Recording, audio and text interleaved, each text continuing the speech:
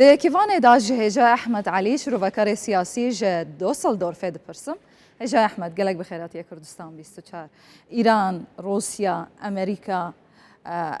دكارن بيجن حتى ولاتين روجافا أمريكا بقشتي لدجي أنجام دانا أوبراسيونا شارما تركينا لسر باكوري روشالات سوريا لدجي حسده ويا بيجي تركيا جه شجرعته دقرا يان جي دج كيجان آلي أري ور بقرا حتى كو بكار بيتن في اوپراسیونی انجام داد. سلام و ریج جواره اشتر خشکا ایمان. ترکیا اردوغان براسی تهیزش ناگرش غیری برجونده خواهی شخصی و حزبی يجبو هالبجارتنا حتى في نقله يعني معارضات تركيجي نبيريه جو اوپراسیون که ولو اردوغان بده لسر روجاوای کردستان و باکوری سوری تنه جبو مکاسبنا قومید بن حجته اولکاریان نتوی و ته قفل لسر اولکاریان نتوی ترکی تنه حجتن تنه لتشته گنجاو او جو هیزن سرهیز نپیره و او پیمانه وقت نیف پیمانه که یا استانه یا گو پشتی چار روزه دن و جوینه که چه بکن و الویده که و نگین تا انجامه نه روسیا نه ایران پشگردیه ناکه و بتنه دمینه و وقت حریت ایرو درخصه بو خوده گراوی و پشتی عیده قربانه و اوپراسیونا خواه دست ببود جخوا دست پیکا و مه بریار بود دست پیک که لیوی چاخه لگوری هند جدران راگه هندی روسیا ریگرت جبو انجام دانا و اپراسیونه با آوائه که دمکی لدو لحرما کوبانه هم روسیا هم جی ترکیا گرین چافدریان هفبش انجام دان برای هوا اف جاره جی روسیا آماده گلوپا کسک جبو ترکیا هلکه و انجام دانا و اپراسیونه براستی روسیا و امریکا جی به ویدا فازیا گو اردوغان اپراسیونه که چه بکه دکوین گواشه ده هر دویجی انترسی وان گلکی حساسه یعنی تایبت جبو شر اوکرانیا روسیا گلکی تروشکی نازک درباز دبد شر فا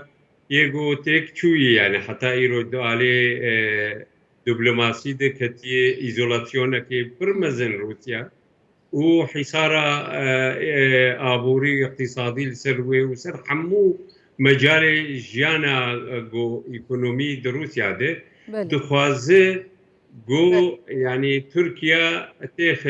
ناكوكيه به پیمان واني ناتور الكاري يعني جبو كردا چاوي خبغرو وغلوبا كز جيرفك افوارده وجبو اندامتيا دي دولتي باكوري و روجاوای سینوری روسیا فنلندا و سوید البته دوی وارد روسیا و قزنجه که بکه علی وی علی ده و خصوصا بحرار رش قال لك اهميته زياده بويه وحاضريك وها شيء دبق شرق بحرير رشد شيء ببو ونزانن اتفاقيه مونتروز تركيا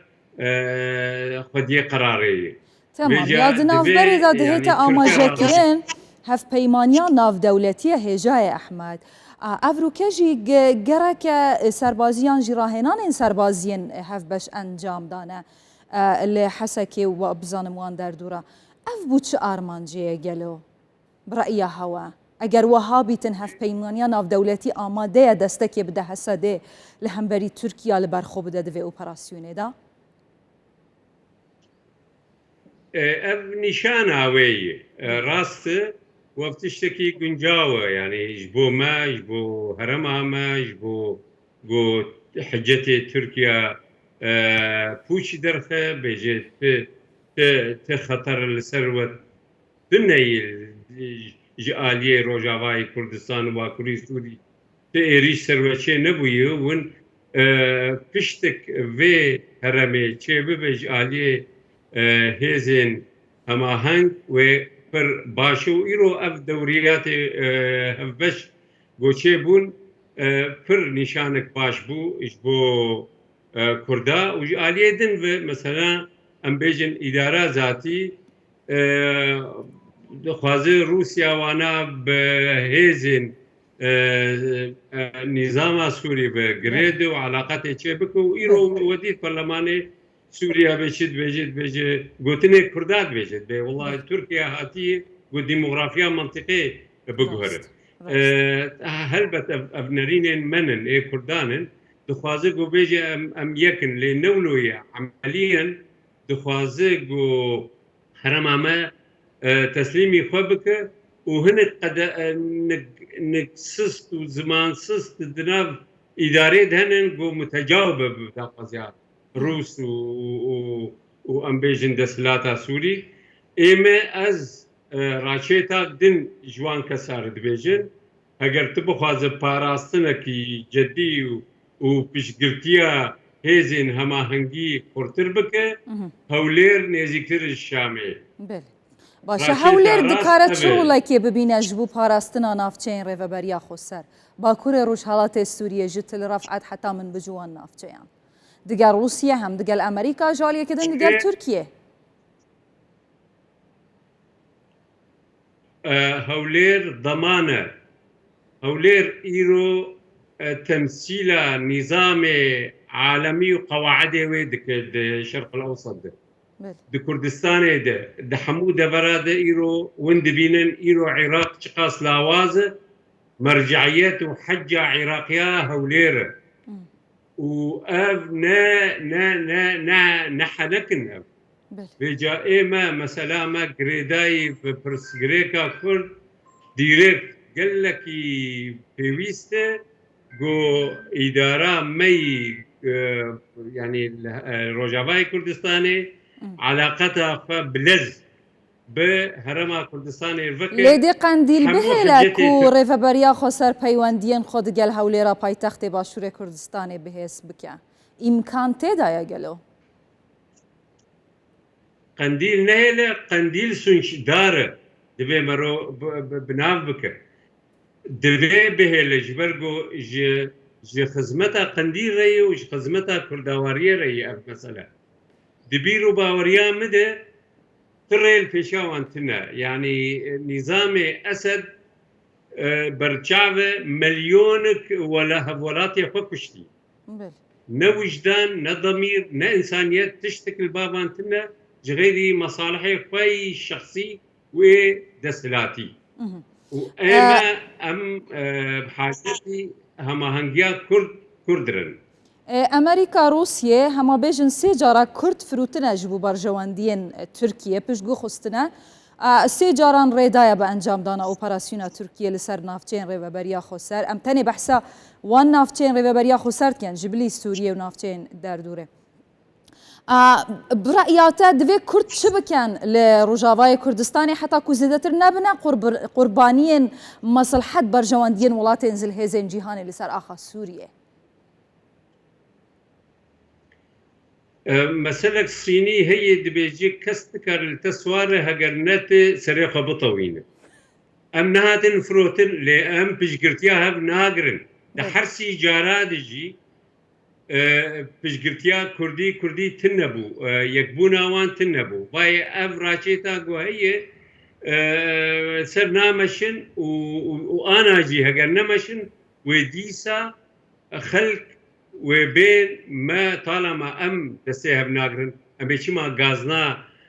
سرهيزي جهاني بقرن وبيشقلت يا مناقرن باشە تشتێ هەری باش دەبێ ناوبەرێدا تشتێ هەری باش دەبێ ناوبەرێدا کو تورکیا دەبێژیت ئیرۆ سبە ئەمێ vê operasyonê encam بدەن بە ئەنجامدانا vê operasyonê demografî dihêta guhertin dagîrkirin çê dibe navçeyên zêdetir ji destê rêveberiya xweser derdikevin ji bilî kûçberî û awareyê û bêjin bêmal û haliyê bi kurtasî eger tu bersivê bide ya herî baş divê navberêda bihêkirin çi ye ji bo rêgirîkirin li operasyonê her wiha dîsan derbeder nebûna xelkê hejar û bêmal وەک مانی زمان بەری ئانا باشتری ڕێ ئەز هەرم هەموو ناکوکێ مەی کورد تایبەت بە هەرەما کوردستانê dibê zexmek ji Rojavayê Kurdistanê herwiha dibê zexm ji Başûrê Kurdistan û mewqeî herdûka xurt dibe eqlîmî jî û duwelî jî. Di vî alî de Tirkiye wê ciyê wê û zirtê wê wê qels bibe wê di bîr û baweriya min de wê ser gelekî biha bikelife heger mugamera kulû bike. Ji ber ku ev tiştê hicetê ku Erdogan tîne direwir rast niye.